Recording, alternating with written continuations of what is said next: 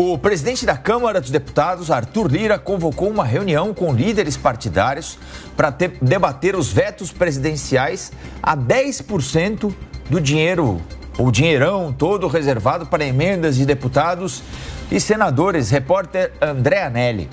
Apesar de ter sido atendido pelo governo federal com as nomeações na Caixa Econômica, Arthur Lira agendou para segunda-feira da semana que vem uma reunião com líderes partidários para analisar o veto presidencial de 5 bilhões e 600 milhões de reais nas emendas de comissão, as chamadas RP8. Lira não teve outra alternativa por conta da insatisfação generalizada que tomou conta do Congresso depois que foi anunciada a decisão de cortar a verba destinada aos parlamentares. O presidente da Câmara já tem conversado com algumas lideranças por telefone, mas quer que a decisão de derrubar ou não o veto seja tomada na reunião presencial. Conforme a Jovem Pan antecipou essa semana, depois da sanção do orçamento, a ministra do Planejamento, Simone Tebet, prometeu apresentar uma solução para esse corte das emendas antes da primeira sessão do Congresso e logo depois, então, consequentemente, de encerrado o atual recesso parlamentar. Até o momento, o governo ainda não deu indicações e nem detalhes sobre qual vai ser a alternativa apresentada. Com a manutenção do fundão eleitoral em 4 bilhões e 900 milhões de reais, isso que também aconteceu durante a sanção do orçamento anual, o governo avalia que evitou uma outra possível derrubada de veto. De Brasília, André Anelli. E as discussões sobre a reforma tributária continuam em Brasília. O ministro da Fazenda, Fernando Haddad, participou da primeira reunião técnica sobre a regulamentação da reforma aprovada no ano passado. O Bruno Pinheiro conta pra gente o que foi discutido nesse primeiro encontro. O ministro da Fazenda, Fernando Haddad, reiterou nesta quarta-feira a importância de que a regulamentação da reforma tributária sobre o consumo ocorra em 2024, o que vai possibilitar que o calendário de transição seja cumprido. O reforço foi feito nesta quarta-feira durante a reunião inaugural de um grupo que vai estudar essa implementação do novo sistema de arrecadação.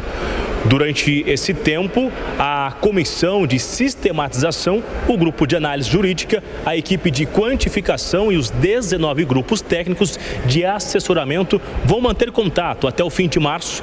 As propostas que servirão de base para os projetos serão enviados pelo Executivo ao Congresso Nacional. Após a promulgação, é necessário que em 180 dias essas leis sejam enviadas para o Congresso Nacional.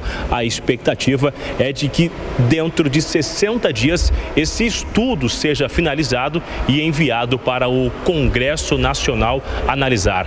Reuniões vão acontecer com os futuros relatores também, que é quem vai articular isso dentro do Congresso Nacional. Integrantes da Secretaria, representantes da União, da Receita Federal, dos estados, dos municípios e do governo federal vão passar a se reunir a partir de agora durante esses 60 dias para estudar a melhor forma de apresentar os projetos para o Congresso Nacional.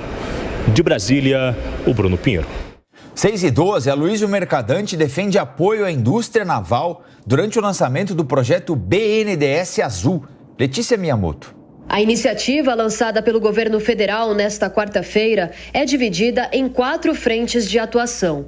O planejamento espacial marinho da costa brasileira, além dos incentivos à inovação e descarbonização da frota naval, do estímulo à infraestrutura portuária e do apoio a projetos de recursos hídricos através do Fundo do Clima. O presidente do Banco Nacional de Desenvolvimento Econômico e Social, Aloysio Mercadante, explicou que o objetivo da medida é colocar o mar de volta no centro da agenda estratégica nacional. O banco dispõe de cerca de 22 bilhões de reais em carteira para iniciativas relacionadas à economia azul. Ainda durante o evento, Mercadante defendeu o apoio à indústria naval e prometeu liberar 2 bilhões de reais do Fundo da Marinha Mercante. De acordo com o presidente do BNDES, o Brasil deve voltar à produção naval, mas com foco nos chamados navios do futuro. 95% das nossas exportações são feitas para o mar O Brasil exporta mais de 340 bilhões de dólares. E a Autoridade do Mar da ONU, o IMO, ele tem poder decisório. Ele estabeleceu que até 2030, 40% da frota marítima mundial tem que ter combustível renovável sustentável. As declarações foram feitas dias após o governo federal ter lançado em Brasília uma nova política industrial com promessas de financiamentos que totalizam 300 bilhões de reais até 2026. O presidente do BNDES rebateu as críticas de economistas, que apontaram um custo final elevado com retorno duvidoso dos subsídios. Ontem a bolsa subiu 1,3 e o dólar caiu. Essa história que não reagiu bem, vamos olhar o que eles fazem. E nós explicamos que o nosso programa de financiamento do BNDES para a indústria, o volume total, não estou contando o que nós estamos anunciando hoje, são 300 bilhões de reais. Nós cumprimos em 2023 77 bilhões. Então nós só estamos projetando, por isso que eu digo que é o mínimo. Nós só estamos projetando o que nós fizemos. É só olhar os dados, analisar com mais cuidado para verificar que não procede as críticas que são repetitivas de quem não faz um debate mais qualificado sobre o que deve ser o caminho do futuro.